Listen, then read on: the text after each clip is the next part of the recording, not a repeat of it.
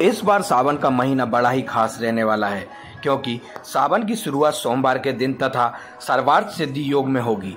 इस बार पूरे 29 दिनों तक शिव भक्त महादेव की आराधना कर अपनी मनोकामनाएं पूर्ण कर सकते हैं। ज्योतिषाचार्य पंडित पंकज पाठक ने लोकल 18 को बताया कि इस बार सावन में नक्षत्र कई अद्भुत संयोग बना रहा है, जो सावन को बेहद खास और शुभ बनाने वाला है। यह संयोग लगभग 72 वर्ष बाद बन रहा है। इस संयोग में अगर विधि विधान से भगवान शिव की पूजा अर्चना करते हैं तो व्यक्ति की सभी मनोकामनाएं पूर्ण होगी। आइए जानते हैं ज्योतिषाचार्य से। आगामी मास श्रावण मास आने वाला है। देवादिदेव महादेव की भक्ति करने के लिए तो भगवान शिव को प्रसन्न करने के लिए यह मास जो है सर्वश्रेष्ठ माना जाता है। वैसे ही भगवान भोलेनाथ की यदि हम भक्ति करते हैं, उनका पूजन करते हैं तो हमारी समस्त मनोकामनाएं पूर्ण होती हैं। संसार का ऐसा कोई सा सुख नहीं है जो भगवान शंकर की पूजन करने से हमको प्राप्त नहीं हो सकता।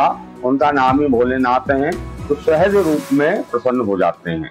इस बार श्रावण का महीना निश्चित ही कुछ अद्भुत संयोग लेकर के आ रहा है। ज्योतिषी दृष्टि से भी कई उत्तम संयोग लेकर के आ रहा है। पहला तो सोमवार से प्रारंभ हो रहा है और सोमवार के दिन ही श्रावण मास का समापन हो रहा है। दूसरा, इस महीने में 5 सोमवार पड़ रहे हैं, यह भी अद्भुत योग है और 29 दिन का यह श्रावण का महीना है। पंचांग के अनुसार 72 साल बाद कुछ ज्योतिषी संयोग बनने जा रहे हैं, उनकी हम यहाँ चर्चा करते हैं। पहला श्रावण सोमवार 22 जुलाई के दिन हो रहा है। इस दिन श्रवण नक्षत्र में सिद्धि योग, रीति योग और सर्वार्थ सिद्धि योग पड़ रहा है। इस प्रकार के उत्तम योगों में श्रावण का मास प्रारंभ होने जा रहा है और श्रावण का जो अंतिम सोमवार है, जो 5वां सोमवार है, वह 19 अगस्त के दिन पड़ने जा रहा है। उस दिन भी श्रवण नक्षत्र में सिद्धि योग है।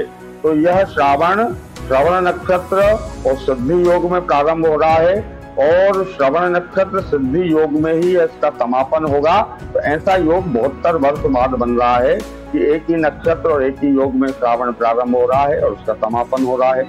इसके साथ ही सिद्धि योग तो है ही, आयुष्मान योग का भी निर्माण हो रहा है। श्रावण मास में हमको भगवान भोलेनाथ की भक्ति करना चाहिए।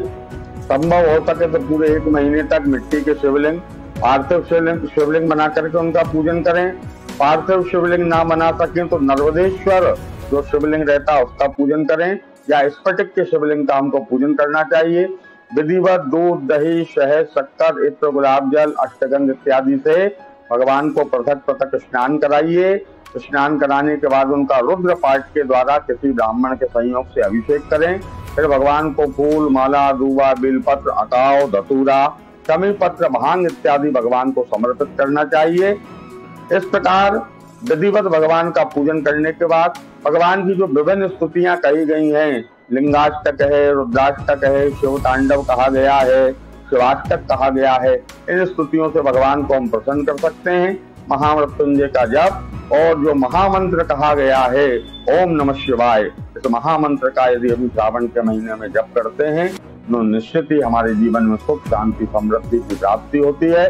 भोलेनाथ प्रसन्न होंगे और आपकी सभी मनोकामनाओं को पूर्ण करेंगे।